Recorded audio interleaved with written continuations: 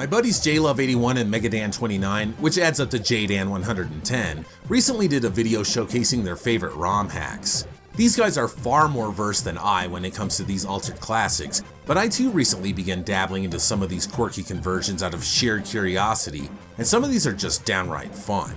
Now, unlike JLuv and Megadan, I have no desire to collect physical copies, as I don't feel they are new games at all, and don't feel right about giving money to people who didn't actually create the game. And let's face it, people who do these hacks do it because they love to, not for any monetary gain, as most will then share the ROMs at no cost on the internet. I just simply download these hack patches from romhacking.net, put them on an SD card, insert the original cart into my Retron 5, and then apply the patch, and voila! You got yourself a ROM hack.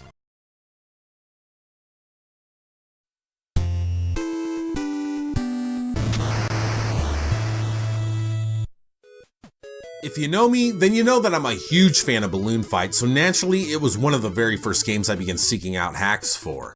In Super Mario Balloon, players 1 and 2 are now Mario and Luigi respectively, and you have to flap your arms to take down airborne Koopa Troopas.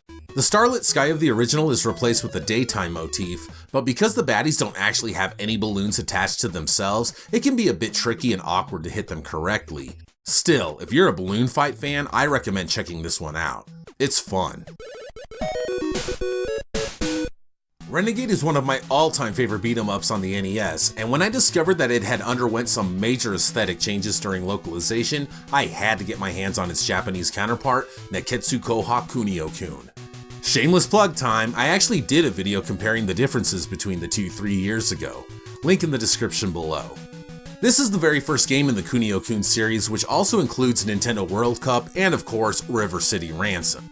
The character sprites in the series have a distinct look, and ever since Super Dodgeball have been the archetype for each succeeding game.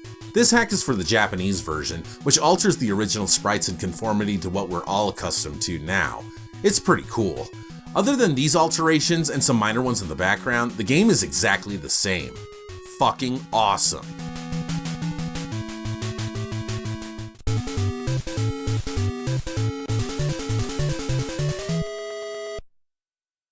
Now, I actually have the physical copy of this game thanks to JLuv, who was kind enough to send me one for Christmas.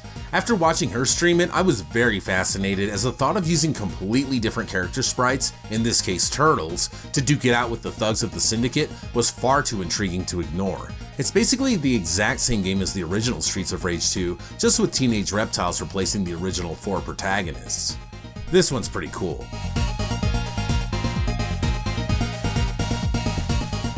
Castlevania Orchestra of Despair is a hack of the original on NES, and creatively changes the color palettes of the game, alters stage layouts and sprites, and switches the background music around. On top of that, it's challenging, but not in a robust, cheap way as some other hacks that I've played. What's really cool is that if you know Castlevania as well as I do, a lot of the hidden treasures are located in the exact same locations if you recognize them. This one is pretty nifty.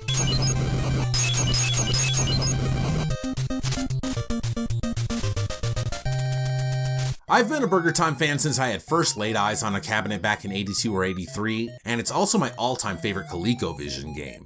I love it.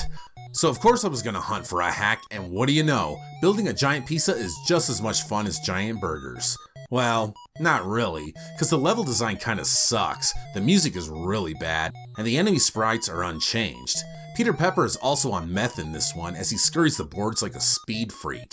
The prospect of playing brand new Burger Time levels was enticing, but sadly, they're not great, and this hack is more of a novelty than anything.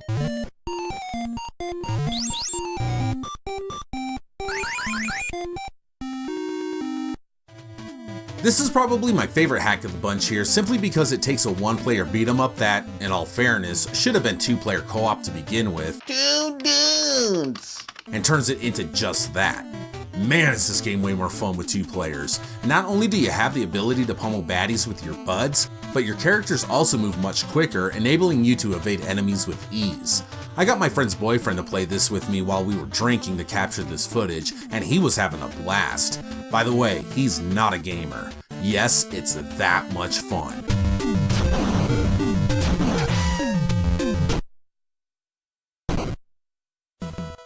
Batman on the NES is an awesome game, no doubt, but I've always questioned the choice of the Periwinkle Batsuit. Now don't get me wrong, I love that color, just not on Batman. The Dark Knight hack changes the Caped Crusader's outfit to black, similar to the one in the Christopher Nolan flick, while also changing some of the antagonist's graphics to resemble Heath Ledger's Joker. Liberties were also taken with some of the level design, including some absolutely redundant wall climbing sections, and the difficulty was alleviated considerably. But despite these minor flaws, I really enjoyed the look of this one, and it's worth a playthrough just for shits and giggles.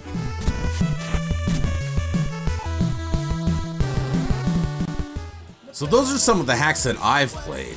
What are some that you recommend? I'm still green when it comes to this subject, so I'm looking for some good ones to play on the NES, SNES, and Sega Genesis. If you want to check out which hacks are available on romhacking.net, I'll have a link in the description below. Big thanks to JLuv81 and MEGADAN29 for this awesome idea for a video. Make sure to check theirs out. Link to that in the description below as well. Thanks a lot for watching. I'll catch you guys later. The